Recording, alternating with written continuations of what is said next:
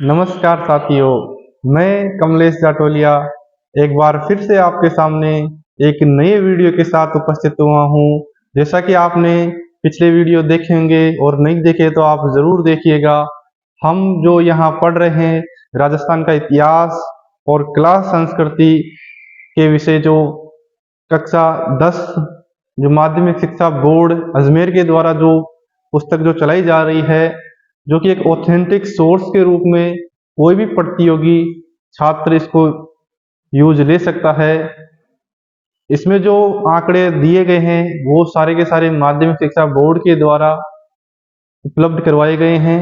तो जो हम यहाँ पढ़ रहे हैं कक्षा 10 के विद्यार्थियों के लिए तो बहुत ही महत्वपूर्ण उपयोगी है ही, साथ ही साथ में उन विद्यार्थियों के लिए भी एक बहुत ही उपयोगी सिद्ध होगी जो कि किसी न किसी प्रतियोगी परीक्षा की तैयारी कर रहे हैं और उनके जो सिलेबस है उसमें कहीं ना कहीं राजस्थान का इतिहास और कला संस्कृति का विषय है, या फिर राजस्थान जीके है। तो राजस्थान का इतिहास और कला संस्कृति के बिना राजस्थान के जीके की हम कल्पना नहीं कर सकते हैं।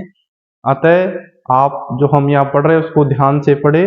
आप चाहे तो नोट कर सकते हैं, क्योंकि जितने भी आप अगर पुराने पेपर उठा के देखोगे तो इस पुस्तक से लगभग आपको राजस्थान के इतिहास और कला संस्कृति के क्वेश्चन आपको मिल जाएंगे। कुछ क्वेश्चन को छोड़ दे तो, क्योंकि पूरा तो कवर नहीं कर सकता राजस्थान का इतिहास, लेकिन मुख्य मुख्य क्वेश्चन जरूर इस किताब में कवर किए गए हैं। तो आप ध्यान से देखें और वीडियो को पूरा देखें, और जिन साथियों ने चैनल को सब्सक्राइब नहीं किया है वो चैनल को जरूर सब्सक्राइब कर ले।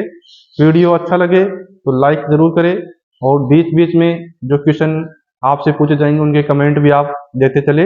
चलते हैं, हमने इससे पहले जो वीडियो बनाया था, हम यहाँ राजस्थान के मंदिर शिल्प कला के बारे में पढ़ रहे हैं। तो हमने एक वीडियो इस पे पहले बना के अपलोड कर दिया है, तो आप वो भी जरूर देखें। हम ये उसका अगला वाला वीडियो है। तो चलते हैं हम जहाँ से हमने वो वीडियो छोड़ा था पहला वाला, उससे आगे हम यहाँ चलते हैं। तो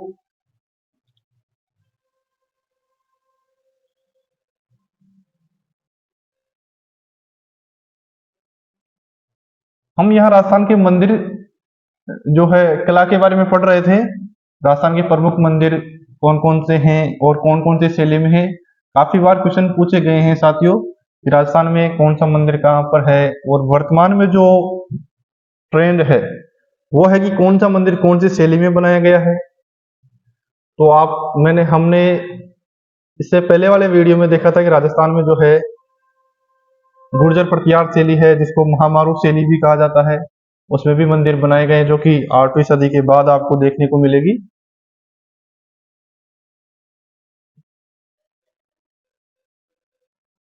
हाँ,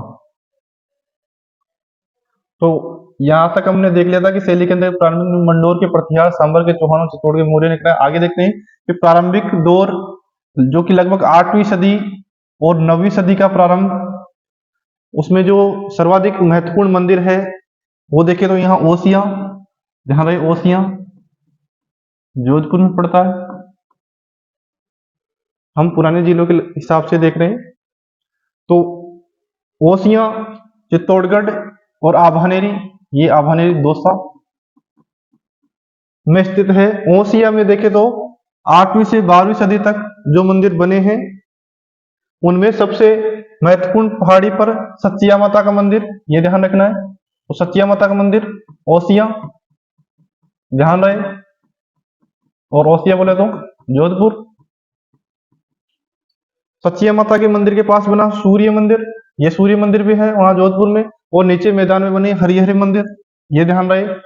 और महावीर मंदिर, ये आपको ध्यान रखने हैं पहले तो कि ये कहां पर है। दूसरा, अगर इनकी शैली पूछी जाए तो आप ध्यान रहे, या तो आप महामारू शैली या फिर आप गुर्जर प्रतिहार शैली। आजकल के क्वेश्चन ऐसे ही पूछे जाते हैं कि बताइए निम्न में से कौन सा मंदिर महामारू शैली या गुर्जर प्रतिहार शैली में बने हैं। तो आपको ध्यान रहे ओसिया के जो मंदिर हमने अभी देखे हैं, सचिया माता का मंदिर या सूर्य मंदिर, और फिर उसके नीचे देखे तो हरिहर मंदिर, ये सब महामारू शैली या फिर गुर्जर प्रतिहार शैली में बनाए गए हैं। 9वीं सदी में विकसित गुर्जर प्रतिहार शैली, ये भी ध्यान रखना है। हालांकि 8वीं सदी से ही यहाँ देखने को मिलते हैं, लेकिन इसका जो विकास हुआ है वो 9वीं सदी में हमको देखने को मिलता है।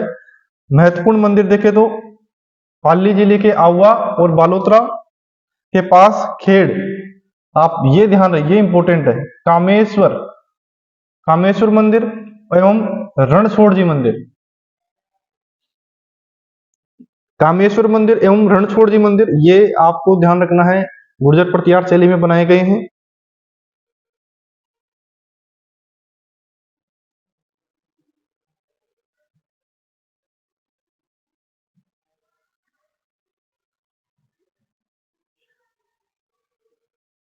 तो ध्यान रहे, गुर्जर प्रतिहार शैली के महत्वपूर्ण मंदिर देखो तो पाली जिले में आवा और बालोतरा के पास ही खेड़ नामक स्थान पड़ता है।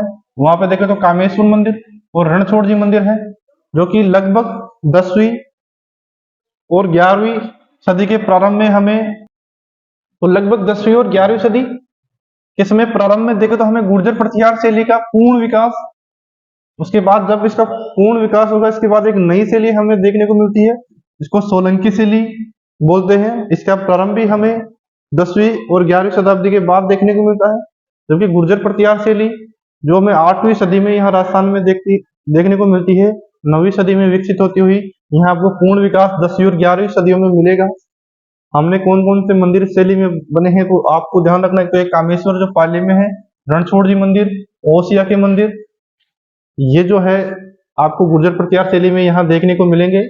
इसके बाद देखें तो सोलंकी शैली, इस समय का पहला महत्वपूर्ण मंदिर मेड़ता के दक्षिण में केकिंद या फिर जसनगर का नीलकंठेश्वर, ध्यान रखना, नीलकंठेश्वर मंदिर, नीलकंठेश्वर मंदिर के नाम से आपको और भी जगह मंदिर से देखने को मिलेंगे, लेकिन ये है जो कि मेड़ता के पास में पड़ता है नीलकंठेश्वर, उसकी बात है।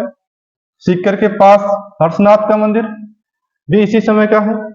सरिस्का के दक्षिण पश्चिम में पारानगर का नीलकंठेश्वर मंदिर, ये अलवर जिले में है, जो कि एक त्रिकुटाकार का मंदिर है। दोनों मंदिरों में हमें यह भी ध्यान रखना कि गोल स्तंभ देखने को मिलते हैं, जो आने वाले समय में आम हो गए। गुर्जर प्रतिहार शैली का अंतिम और सबसे भव्य मंदिर, ये इंपोर्टेंट है, किराड़ू, किराड़ू का सोमेश्वर मंदिर। किराड़ू आपने सुना होगा, राजस्थान का खजुराहो, राजस्थान का खजुराहो, राजस्थान का खजुराहो कहते हैं हम किराड़ू को, और किराड़ू है बाड़मेर, ध्यान रखना है, राजस्थान का खजुराहो, किराड़ू, बाड़मेर। यहाँ का एक प्रमुख मंदिर है सोमेश्वर मंदिर, ध्यान रखना है, सोमेश्वर मंदिर, ये यहाँ का प्रमुख मंदिर है, किराड़ू का प्रमुख मंदिर है सोमेश्वर मंदिर।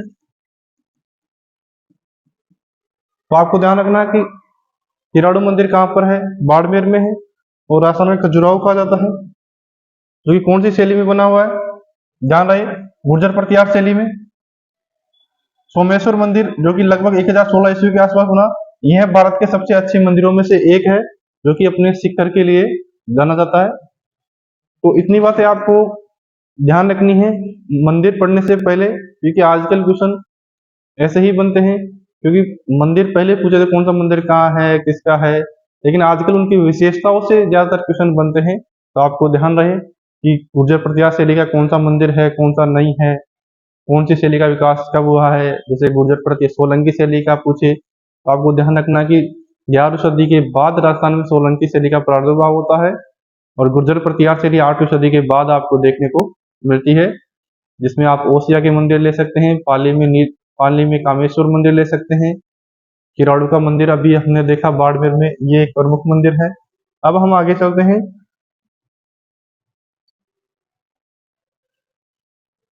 जो इस किताब में दिया गया साथियों, एग्जाम की दृष्टि से सभी महत्वपूर्ण बातें इसमें लिखी गई है। तो आप ये नहीं समझे कि ये से क्वेश्चन पूछेंगे या नहीं पूछेंगे, बिल्कुल आप पुराने पेपर उठा के देख सकते हैं किसी भी एग्जाम्स के। आजकल का जो ट्रेंड है वो ऐसा ही है। अब हम आगे देखते हैं। जालोर के गुर्जर प्रतिहार रहे, क्योंकि जालोर में आपने चौहान वंश का भी शासन रहा है, जो हम आगे देखेंगे। लेकिन पहले गुर्जर प्रतिहारों का भी रहा है, क्योंकि मंडोर गुर्जर प्रतिहारों की राजधानी रही है, जो कि जोधपुर के आसपास का क्षेत्र उस समय रहा था। तो आप देखेंगे आगे चौहान है, परमार है, गुहिलों ने भी मंदिर शिल्प को बाद में आगे बढ़ाया है, परंतु इस काल के कुछ मंदिर गुर्जर प्रतिहार शैली से भी अलग है, क्योंकि धीरे धीरे आपने देखा कि सोलंकी शैली जो 11वीं सदी के बाद आएगी, बाद में धीरे धीरे एक नई शैलियां मंदिर निर्माण की ओर आती जाएगी। बाद में जब भारत पे जब मुस्लिम आक्रमण होगी या मुस्लिम सत्ता की स्थापना होगी, तो उसके बाद मंदिर निर्माण की जो कला है उस पे थोड़ा सा ब्रेक लगेगा, मतलब थोड़ा वो मंदिर निर्माण की जो गति है वो थोड़ी धीमी हो जाएगी, इसलिए नई नई कलाओं का जो विकास होगा वो भी अवरुद्ध हो जाएगा। लेकिन उसके बाद फिर स्थानीय स्तर पे जो नई नई कलाएं विकसित होगी मंदिर निर्माण की, वो हम देखेंगे इसमें क्या क्या है। तो गुर्जर प्रतिहार शैली के अलावा भी नई नई शैली आएगी। इनमें देखें तो बारडोली का शिव मंदिर है, ये बारडोली, यहाँ शिव मंदिर है। नागदा में सास बहू का मंदिर, ये भी इंपॉर्टेंट है, नागदा उदयपुर में है नागदा। तो यहाँ का सास बहू मंदिर, इसको सहस्त्र बाहु बोलते हैं वैसे तो, सहस्त्र बाहु मतलब सहस्त्र मतलब 1000, बहु मतलब भुजाओ, 1000। ये विष्णु मंदिर है, ध्यान भाई, विष्णु मंदिर है, तो ध्यान रहे। एक तो बारडोली का शिव मंदिर, नागदा में सास बाहु या सहस्त्र बाहु का विष्णु मंदिर, और उदयपुर में जो है जगत अंबिका मंदिर, ये प्रमुख है, जो कि गुर्जर प्रतिहार शैली के बाद की जो शैलियां उसमें बनाए गए हैं। तो आपको इनके बारे में ध्यान रखना है। बारडोली का मंदिर शिव मंदिर है, नागदा सास बहू का मंदिर नागदा उदयपुर में है, और जगत अंबिका मंदिर उदयपुर में है। 11वीं से 13वीं सदी के बीच बने राजस्थान के मंदिर सर्वश्रेष्ठ है, क्योंकि यह मंदिर शिल्प का स्वर्ण काल था। ये इंपोर्टेंट है, अगर आपको पूछा जाए कि बताइए राजस्थान में मंदिर शिल्प का स्वर्ण काल कौन सा था, तो ध्यान रहे 11वीं से 13वीं सदी के बीच का जो काल माना जाता है वह राजस्थान में मंदिरों के विकास और मंदिरों के शिल्प कला की दृष्टि से एक स्वर्ण काल माना जाता है, क्योंकि अधिकांश मंदिरों का निर्माण आप देखोगे राजस्थान में तो इसी दौरान हुआ है।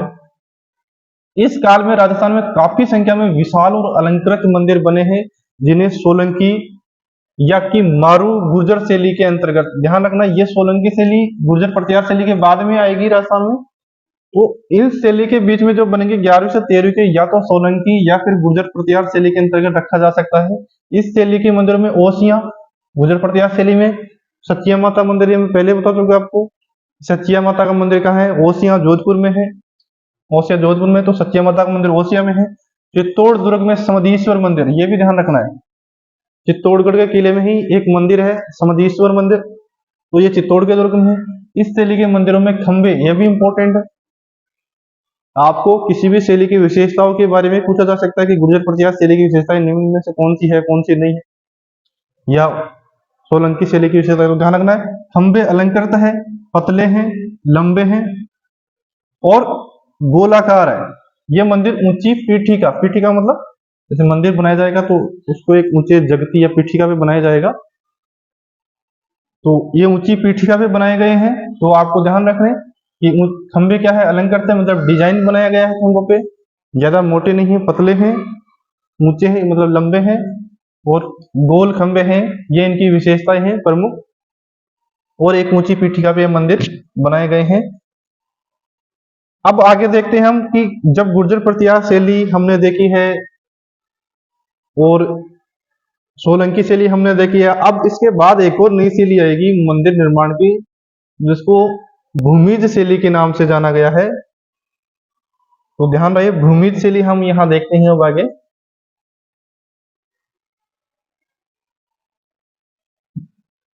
तो आपको क्या क्या ध्यान रखना है, पहले तो ओसिया का मंदिर जोधपुर में है, गुर्जर प्रतिहार शैली में बनाया गया है, और पाली में है कामेश्वर मंदिर नील, उसके बाद हमने नीलकंठेश्वर मंदिर वगैरह अलवर में भी है। ये सब आपको ध्यान रखना है कौन कौन सी शैली में बनाए गए हैं। इसके बाद देखते तो एक नई शैली आएगी जिसको हम भूमिज शैली बोलते हैं, मंदिर निर्माण कला की भूमिज शैली। आपको पूछा भी जा सकता है कि बताइए निम्न में से कौन सी शैली कौन सी कला की भूमिज शैली, क्या स्थापत्य कला मतलब मंदिर निर्माण की है कि स्थापत्य कला की है मतलब मकबरे या भवन निर्माण कला की है। तो ध्यान रखना ये मंदिर निर्माण कला की भूमि शैली है। राजस्थान में इस शैली का जो सबसे पुराना मंदिर मिलेगा आपको पाली जिले के सेवाड़ी। ये ध्यान रखना, ये पूछा गया है काफी बार बड़ी एग्जाम्स में। बताइए सेवाड़ी कहाँ पर स्थित है और यहाँ कौन से मंदिर है, कौन से धर्म से संबंधित मंदिर है, हिंदू धर्म से है कि जैनों से है कि बौद्धों से है कि मुस्लिम से है। तो ध्यान रखना है सेवाड़ी जो है पाली जिले में पड़ता है और यहाँ जैन मंदिर है, जैन मंदिर है यहाँ सेवाड़ी में। और ये जो मंदिर बनाए गए हैं ये कौन सी शैली में, भूमिज शैली में बनाए गए हैं। आपको इंपोर्टेंट है, ध्यान रखना है। उसके बाद देखें तो मेनाल का महानालेश्वर, बारां जिले के रामगढ़ में भंडदेवरा, बिजोलिया का उंडेश्वर इस शैली के अन्य उदाहरण है, मतलब भूमिज शैली में बनाए गए हैं। तो मैं फिर से आपको बता रहा हूँ, आपको ध्यान रखना है भूमिज शैली मतलब मंदिर निर्माण कला की एक शैली है। राजस्थान में इस शैली में मंदिर बनाए गए हैं, वो कहाँ कहाँ बनाए गए हैं तो ध्यान रखना। सेवाड़ी का जैन मंदिर आपको ध्यान रखना है जो कि पाली जिले में है। मेनाल का महानालेश्वर मंदिर ध्यान रखना है, ये 1075 ईस्वी के आसपास लगभग बनाया गया है। उसके बाद ध्यान रखना है रामगढ़ जो कि बारां में एक जगह पड़ती है रामगढ़, वहां पे शिव मंदिर, ये भंडदेवरा शिव मंदिर है, ध्यान रखना। भंडदेवरा रामगढ़ में पड़ता है बारां में। यहाँ पे जो है इसको राजस्थान का मिनी खजुराहो भी कहते हैं या हड़ौती का खजुराहो भी कहते हैं भंडदेवरा को। तो रामगढ़ में भंडदेवरा ये भूमि शैली में है। बिजोलिया का उंडेश्वर मंदिर ये भी भूमि शैली में है। तो आपको पूछा भी जा सकता है कौन सा मंदिर कहाँ है, तो आपको ध्यान रखना है कि उंडेश्वर मंदिर कहाँ है, बिजोलिया में है। ये राम भंडदेवरा का मंदिर रामगढ़ बारां में है। सेवाड़ी का जैन मंदिर पाली में है। महानारेश्वर मंदिर मेनाल में है, भूमि शैली में बनाए गए हैं। आपको इतनी बातें इसमें ध्यान रखनी है। अब हम आगे देखते हैं। कोई कोई सा भी क्वेश्चन कभी भी पूछा जा सकता है और पूछे गए भी हैं। ये क्वेश्चन पिछली आप एग्जाम उठा के देखो तो आपको लगभग इससे संबंधित क्वेश्चन कहीं ना कहीं आपको देखने को मिलेंगे। अब हम आगे देखते हैं।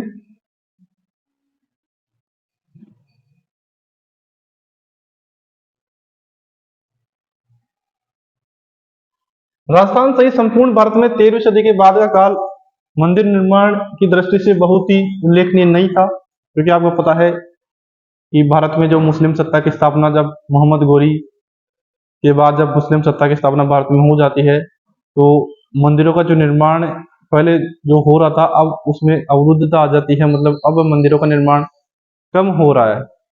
बाद में आप देखोगे तो कई शासक आएंगे जो कि मंदिरों के प्रति दुर्भावना या फिर गलत नीतियों का पालन करेंगे। तो इस कारण भी जो है भारत में, तो भारत में जब ऐसी नीतियों का पालन किया जाएगा तो स्वभाव है कि राजस्थान में भी उसका प्रभाव पड़ेगा। तो आप ध्यान रखें 13वीं सदी के बाद का काल जो है मंदिर निर्माण की दृष्टि से उतना महत्वपूर्ण नहीं रहा है। उत्तर भारत में हिमालय पर्वत की निचली श्रृंखलाओं के अलावा शायद राजस्थान ऐसा एकमात्र क्षेत्र था जहां बड़े मंदिरों का निर्माण जारी रहा। इसका श्रेय तत्कालीन राजपूत शासकों को है। इस काल के मंदिरों में उदयपुर के देखें तो जगदीश जी मंदिर, मतलब यह है कि जब क्योंकि राजस्थान में तो आप राजपूत शासकों का यहाँ शासन रहा है, तो अन्य भारत के मुकाबले राजस्थान में मंदिरों का निर्माण जारी रहा, लेकिन उतना नहीं रहा जितना पहले था।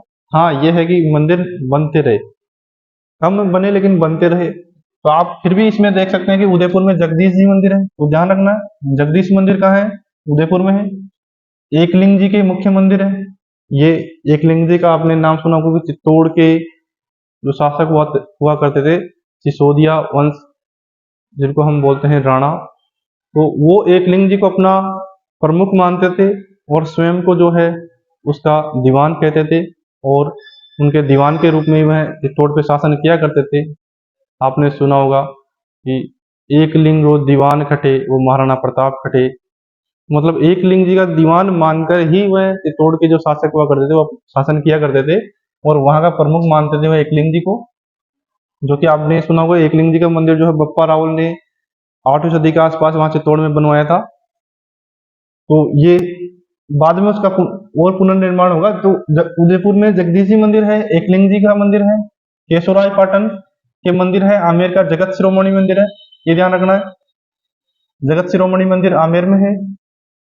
ये मंदिर आकार की भव्यता के लिए रहे हैं। विशाल और कलात्मक मंदिरों को बनाने के समय और धन विपुलता से व्यय होता था। बाद में धार्मिक असहिष्णुता के कारण मंदिरों को नष्ट भ्रष्ट किए जाने के कारण प्राय इनका निर्माण लगभग बंद सा हो गया। ऐसे मंदिरों के बजाय 16वीं 17वीं सदी के बाद हवेली शैली के मंदिर, हवेली शैली के मतलब जहाँ संपन्न लोग रहते थे तो जिनकी हवेली थी वो उसी हवेली में अपना एक मंदिर बना लिया करते थे, वो हवेली मंदिर। तो हवेली मंदिरों के निर्माण की बहुलता रही। आसाम में अनेक जैन मंदिर बने हैं। जैसा कि अभी एक जैन मंदिर का हमने ऊपर जिक्र किया था, सेवाड़ी का जैन मंदिर पाली में है, भूमिज शैली में बनाया गया, तो ये ध्यान रखना है। इसके अलावा अपने अनेक जैन मंदिरों का नाम तो आपने सुना होगा, जैसे रणकपुर के जैन मंदिर है, देलवाड़ा के जैन मंदिर है, ठीक है ना। तो रणकपुर के जैन मंदिर जो कि पाली में है, 1444 खंभों के मंदिर उनको कहा जाता है। और देलवाड़ा के जैन मंदिरों के बारे में आपने सुना होगा कि वस्तुपाल और तेजपाल और विमल शाह का नाम आपने सुना होगा। वहां पे विमल वसही मंदिर और लूण वसही मंदिर अभी यहाँ इसमें दिया गया है, आप आगे देखते हैं।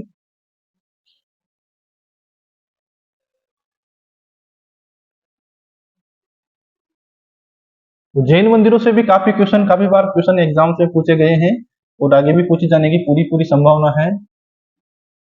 तो आप यहाँ ध्यान रहे, तो अनेक जैन मंदिर मिले हैं जो कि वास्तुकला की दृष्टि से अपना अलग स्थान रखते हैं। इन मंदिरों में विशिष्ट तल विन्यास या संयोजन स्वरूप इन सब का विकास हमको देखने को मिलता है। हम यहाँ देखते हैं कि जैन मंदिरों में जो है सर्वाधिक प्रसिद्ध देखे तो देलवाड़ा के जैन मंदिर, ध्यान रखना है। और देलवाड़ा कहाँ है? सिरोही, आबू देलवाड़ा, देलवाड़ा के जैन मंदिर है, देलवाड़ा सिरोही में है। इसके अलावा देखो तो रणकपुर, रणकपुर के जैन मंदिर, रणकपुर कहाँ है? पाली। तो देलवाड़ा के मंदिर है, रणकपुर के जैन मंदिर है, जैसलमेर में भी जैन मंदिर मिलेंगे, ओसिया में भी आपको जैन मंदिर मिलेंगे। आदि स्थानों के जैन मंदिर राजस्थान के इतिहास और कल्चर में काफी प्रसिद्ध रहे हैं और इन्हीं से ज्यादातर क्वेश्चन पूछे जाते हैं। पाली जिले में सेवाड़ी, ये हमने चर्चा कर ली, सेवाड़ी का जैन मंदिर है। घाणीराव में भी जैन मंदिर आपको, नाडोल, नारलाई, सिरोही जिले में बरमान, झालावाड़ जिले में चांदखेड़ी, यहाँ भी जैन मंदिर आपको देखने को मिलेगा। झालरापाटन में है, बूंदी में केशवराय पाटन, करौली में श्री महावीर जी, आदि जगहों पे प्रसिद्ध जैन मंदिर है। तो आपको इन सबका ध्यान रखना है, कौन सा मंदिर कहाँ पर है। तो मैं फिर से एक बार रिवाइज करवा देता हूँ थोड़ा सा। देलवाड़ा के जैन मंदिर है सिरोही में, रणकपुर के जैन मंदिर है पाली में है, जैसलमेर ओसिया, ये ओसिया जोधपुर, ये हम पहले ही बात कर चुके। ओसिया के जैन मंदिर नाडोल, घाणीराव पाली में है, सिरोही, वरमान है, चांदखेड़ी, चांदखेड़ी ये ध्यान रखना है, झालावाड़ में है चांदखेड़ी का जैन मंदिर। इसके अलावा देखो तो श्री महावीर जी, ये करौली में है, केशवराय पाटन बूंदी में, यहाँ के जैन मंदिर प्रसिद्ध है। अब हम आगे चलते हैं प्रमुख मंदिर, ये हमने मंदिरों के बारे में प्रमुख विशेषताएं और प्रमुख रूप से देखा है कौन सा मंदिर कहाँ कहाँ है। अब हम एक एक मंदिर के बारे में आगे देखेंगे। तो सबसे पहले हम देखते हैं एकलिंग जी का मंदिर। अभी हमने जैसे चर्चा की थी कि जो चित्तौड़ के या मेवाड़ के जो राजा हुआ करते थे वो अपना जो है प्रमुख एकलिंग जी को ही माना करते थे और स्वयं को उसका दीवान माना करते थे। स्वयं को जो है एकलिंग जी का दीवान माना करते थे और चित्तौड़ का जो राजा है वो एकलिंग जी को माना करते थे। तो सबसे पहले हम शुरुआत करते हैं एकलिंग जी के मंदिर से, जो कि कहां पर पड़ता है? उदयपुर में, ध्यान रखना है। एकलिंग जी का मंदिर कहाँ है? उदयपुर में है, ध्यान रखना। एकलिंग जी का लकुलिस मंदिर है उदयपुर शहर के निकट, नाथ द्वारा राजसमंद में पड़ता है, उस मार्ग पे कैलाशपुरी नामक इस गांव में स्थित है। तो ध्यान रखना एकलिंग जी का मंदिर कहाँ है? कैलाशपुरी में। कैलाशपुरी कहाँ? उदयपुर में। इसका निर्माण, ये इंपॉर्टेंट है, 8वीं सदी में, ध्यान रहे 8वीं सदी, एकलिंग जी के मंदिर का निर्माण 8वीं सदी में मेवाड़ के गुहिल राजा बप्पा रावल, इंपॉर्टेंट है, गुहिल वंश की स्थापना भी हम बप्पा रावल से ही मानते हैं। जब गुहिलादित्य से आपको देखने को मिलेगा, लेकिन हम प्रमुख रूप से देखें तो गुहिल वंश की जो स्थापना हम बप्पा रावल से ही मानते हैं कि प्रमुख राजा पहला जो हुआ वो बप्पा रावल हुआ। और इन्होंने ही कैलाशपुरी में, उदयपुर में जो पड़ता है, वहां पे जो है एकलिंग जी के मंदिर का निर्माण करवाया, तथा वर्तमान जो स्वरूप आप देखते हैं वो जो स्वरूप दिया गया है वो महाराणा रायमल के द्वारा दिया गया है। आप मंदिर के मुख्य भाग में देखोगे, एकलिंग जी का जो मंदिर है, अगर आप उसके मुख्य भाग मतलब वहां गर्भगृह में देखोगे तो वहां मुख्य भाग में देखो काले पत्थर से बनी एकलिंग जी की कितने मुख्य की, 4 मुख वाली, ध्यान रखना है। ये क्वेश्चन भी पूछा लिया था। बताइए कि एकलिंग जी के मंदिर में जो मुख्य मूर्ति है वो कौन से पत्थर की बनी है? काले पत्थर की है, लाल की है, सफेद की है, संगमरमर की है। तो ध्यान रखना है काले पत्थर की बनी हुई है। और अगर पूछा जाए कि कितने मुखा करती है, 1 की है, 2 की है, 3 की है, 4 की है, तो ध्यान रखना है 4 मुखा करती है, 4 मुख वाली है। 4 मुख वाली एकलिंग जी की मूर्ति यहाँ काले पत्थर की रखी हुई है एकलिंग जी के मंदिर में। और इसका निर्माण बप्पा रावल ने जो है 8वीं सदी में करवाया है।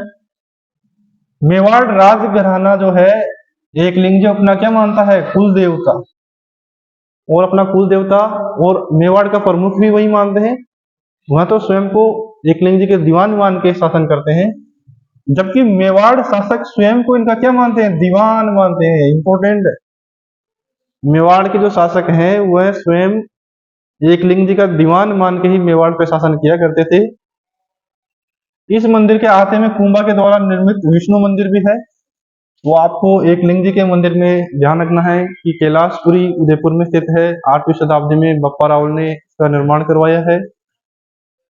यहाँ पर जो है काले पत्थर की एकलिंग जी की मूर्ति है, 4 मुखाकृति वाली यहाँ पे मूर्ति रखी गई है। आपको ये चीजें ध्यान रखनी है।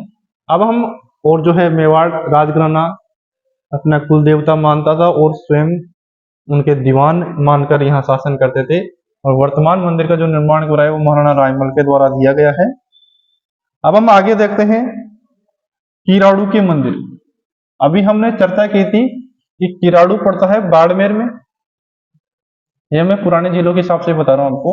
अभी जब नए फैक्ट जब आ जाएंगे सरकार के द्वारा जारी किए जाएंगे तब हम उसके अनुसार देख, अभी सिर्फ आए नहीं है सरकार के द्वारा आधिकारिक आंकड़े कोई आए नहीं है, तो हम पुराने हिसाब से देखते हैं। किराड़ू के मंदिर, मैंने कहा था किराड़ू के जो मंदिर बनाए गए हैं वो आपको याद रखना है कौन सी शैली में?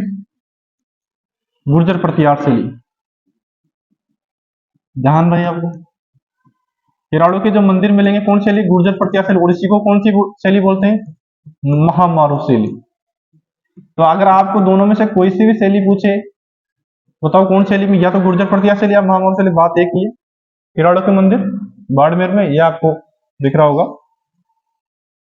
किराड़ू का जो प्राचीन नाम आपको मिलता है किराट कूप, जो बाड़मेर के हाथमा गांव के समीप के खड़ीन रेलवे स्टेशन के आसपास ही है। आप देखें तो 11वीं 12वीं सदी में बने यहाँ के मंदिर ओसिया के मंदिरों के बाद के, ये इंपॉर्टेंट मतलब है कि यहाँ जो मंदिर बनाए गए, ये देखो 11वीं 12वीं सदी में बने यहाँ के मंदिर ओसिया के मंदिरों के बाद के, मतलब है अगर आपको क्रम से पूछा जाए कि बताइए निम्न क्रम बताइए कि कौन सा मंदिर सबसे पहले बना, उसके बाद तो ध्यान है ओसिया के मंदिर जो है वो पहले बने हैं, किराड़ू के मंदिर बाद में। तो ध्यान रहिए यहाँ 11वीं 12वीं सदी में बने यहाँ के मंदिर ओसिया के मंदिरों के बाद के हैं, मतलब ओसिया जो कि जोधपुर में पड़ता है वहां के मंदिर किराड़ू के मंदिरों से पहले बनाए गए। तो अगर क्वेश्चन में आए कि निम्न से कौन सा मंदिर प्राचीनतम है, तो वहां किराड़ू अगर ओसिया हो तो आपको ध्यान रखना ओसिया के मंदिर किराड़ू के मंदिरों से प्राचीन है, मतलब पहले बनाए गए। यहाँ पर 5 मंदिरों का समूह है जिनमें वैष्णव और शैव मंदिर प्रमुख है। सोमेश्वर मंदिर का हमने पहले जिक्र किया था, यहाँ प्रमुख मंदिर है। तो ध्यान रहे कि यहाँ 5 मंदिरों का समूह है जिनमें वैष्णव मंदिर भी है और जैन और शिव मंदिर भी है। अब आगे देखते हैं हम किराड़ू के मंदिरों में से सबसे सुंदर जो मंदिर है वो सोमेश्वर का मंदिर या सोमेश्वर मंदिर हम जिसको बोलते हैं, वह प्रमुख मंदिर है यहाँ। तो किराड़ू के मंदिरों में सबसे सुंदर मंदिर सोमेश्वर मंदिर है। यह मंदिर उच्च कोटि की तक्षण कला के साथ साथ गुप्तकालीन और क्षेत्रीय परमार और सोलंकी शैली का अद्भुत मिश्रण प्रस्तुत करता है। ध्यान रहे गुप्तकालीन या फिर गुर्जर प्रतिहार, परमार और सोलंकी शैली का भी यहाँ प्रभाव देखने को मिलता है इस मंदिर पे, लेकिन जो मुख्य निर्माण कार्य है वो गुर्जर प्रतिहार या महामारू शैली में। किराड़ू को जो राजस्थान का खजुराहो भी, ये भी इंपॉर्टेंट, राजस्थान का खजुराहो किराड़ू ध्यान रखना है। किराड़ू को राजस्थान का क्या बोलते हैं? खजुराहो। वैसे खजुराहो आपने नाम सुना होगा, खजुराहो के मंदिर जो कि राजस्थान में देखे तो किराड़ू को राजस्थान का खजुराहो कहा जाता है। मतलब खजुराहो जो मुख्य मंदिर है उनसे मिलती जुलती यहाँ कामुकता से भरी थोड़ी मूर्तियां यहाँ देखने को मिलती है, इसलिए इसको खजुराहो या राजस्थान का खजुराहो कहा जाता है। अब हम देखते हैं आगे जगत शिरोमणि मंदिर।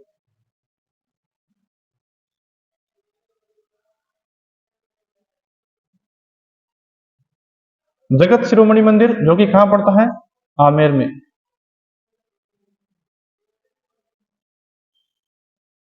ये आपको ध्यान रखना है जगत शिरोमणि मंदिर के बारे में। तो पहली बात तो कि जगत शिरोमणि मंदिर कहाँ है? आमेर में।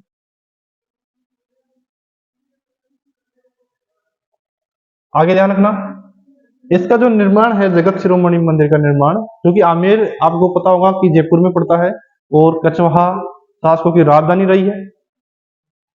तो ध्यान रखना, कछवाहा शासक मानसिंह की पत्नी कंकावती ने, मानसिंह सेकंड नहीं है, मानसिंह फर्स्ट है। तो मानसिंह की पत्नी कंकावती ने अपने पुत्र जगत सिंह, क्योंकि इनकी जो है अल्प आयु में ही मृत्यु हो जाती है जगत सिंह की, तो असामयिक मृत्यु के कारण इनकी याद में ही मानसिंह की जो पत्नी कंकावती है उन्होंने जो है आमेर के किले में इस मंदिर का निर्माण करवाया था, जगत शिरोमणि मंदिर का। अगर आप कभी आमेर किले में जाओगे तो आप देखोगे इस मंदिर में काले पत्थर की जो मूर्ति रखी गई है, ऐसा माना जाता है कि वह मूर्ति जो है मानसिंह,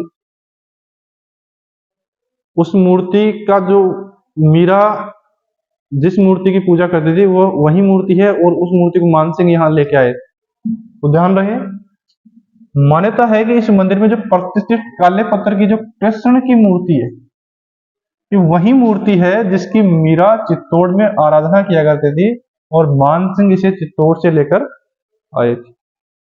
तो इसके बारे में क्या ध्यान रखना, पहले तो जगत शिरोमणि मंदिर कहां पर है?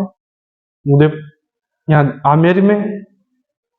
और दूसरी बात, इसका निर्माण मानसिंह की पत्नी कंकावती ने करवाया है। उसके बाद ध्यान रखें तो बताइए कि ऐसा कौन सा मंदिर या कौन से मंदिर में मीरा के द्वारा जो कृष्ण की मूर्ति है वो पूजी जाती है? तो जगत शिरोमणि मंदिर आमेर में, और यह मानसिंह यहाँ लेके आए थे, काले पत्थर की मूर्ति है।